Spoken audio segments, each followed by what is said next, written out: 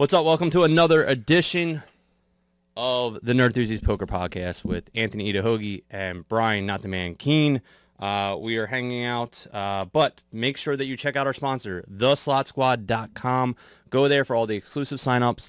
They're the #1 legal stream team in the United States with all the legal sign-up bonuses, match bonuses, free money for all the sites. A new one's got just added now for New Jersey, Pennsylvania, and Michigan called Twin Spires.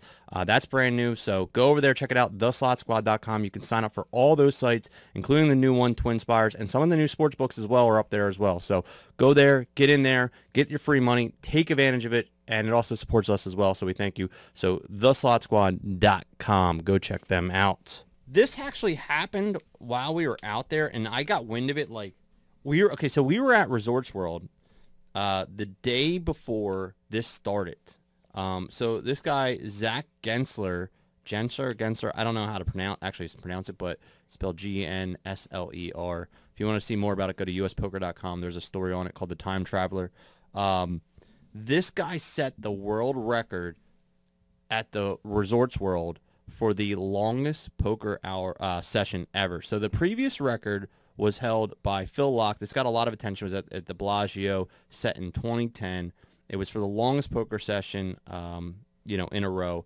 And then this guy, Zach, set the record at 124 hours.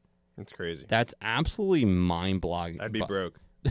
So he actually ended up down about $1,200 after the session. Really? What was he playing? 1-2. Oh, okay. But he was break even around the he said like the 110 mark or 115 mark. He was like break even for the whole trip. And then I guess the last couple hours he went on a little bit down spiral there. But I mean, that's what is that? How many days is that? 4 days, right? No, 6 days almost. Is it really? Well, no, 6 days would be 144 hours. So it was 5 days. 5 days, dude. 5 days. And so he would take 15-minute breaks where he could go to the bathroom, lay down in his car for a couple minutes, get something to eat, and then he would go back. Like, he didn't go to a hotel and sleep, didn't, just went for it. And so he had done, like, an 80-hour session before, and he was like, he felt kind of fine after that, and he's like, I could probably do longer. And so he said, like, he's always just been the type of person where, like, he would go on trips and, like, be able to drive for, like, 2 days straight, like, no sleep. He just has this, like, mentality that he could just not do it, and that, I can't even go, like, a day without keep my eyes. I couldn't even imagine, man. What's the longest poker session you ever did that you can remember? Maybe 20 hours.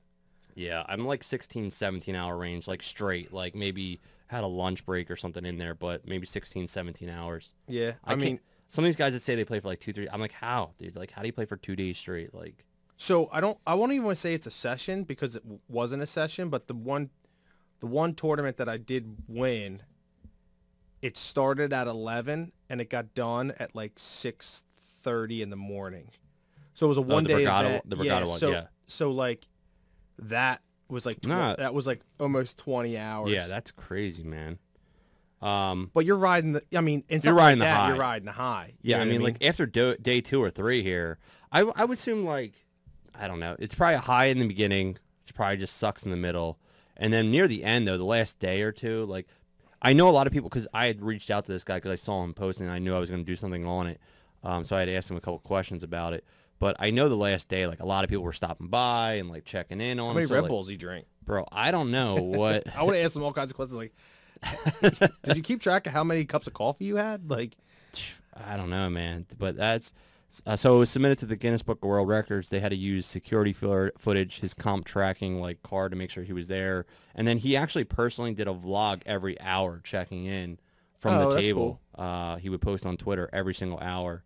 But yeah, he was down $1,200 after that. But he said that's it. Like he's never gonna do that again. Like it took him.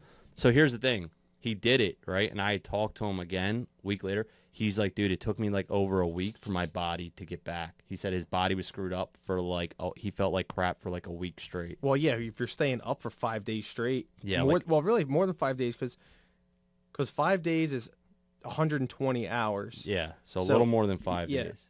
5 days of 4 hours. Well, congratulations, sir, because that is a sick-ass record. I mean, but I would love to know, like, and I don't know if you asked them, like Like, how did he coordinate it with the room? And what does he get anything for the accomplishment other than just notoriety? Like, no, I don't. So he coordinated with the floor person. It's in here somewheres. He had spoken to, I guess he was talking to people at Aria first because he did an 80-hour session there, and they kind of like encouraged him to do it. And then he hooked up with the floor person at Resorts World, and they like gave him permission to like record his vlog. And the main floor people actually have to be his like I don't want to say spokesperson, but they have to be his voucher that he actually did it. did what he claimed. Yeah, so he had to check in with them beforehand and set it all up to go. But I was surprised because they didn't really put like too much out about it. Like I just kind of found out about it randomly that he was doing it. And, you know, like, so someone says something like that, like, I'm going to put this out there, like, day 2, you're like, okay, whatever. But then, like, day 4 happened. I was like, oh, shit, this dude's doing it, man. Yeah. Like, this is going to be legit. So I wonder if anyone was, like, targeting him. Like, if he was, like, open, and they were like, I'm all in. What? You gonna bust? But I did see, I think it was Jennifer Tilly, who is Phil Locke's wife or girlfriend. She actually congratulated him on accomplishing and beating Phil's record. So, yeah, but that's crazy. Kudos to him. Yeah. And only 1,200. That doesn't seem like that much. I'd lose 1,200 in like an hour. Yeah, seriously. 4-hour session, I'm down a G. I'm like, fuck. Yeah, so he did better than me that week, so that's good.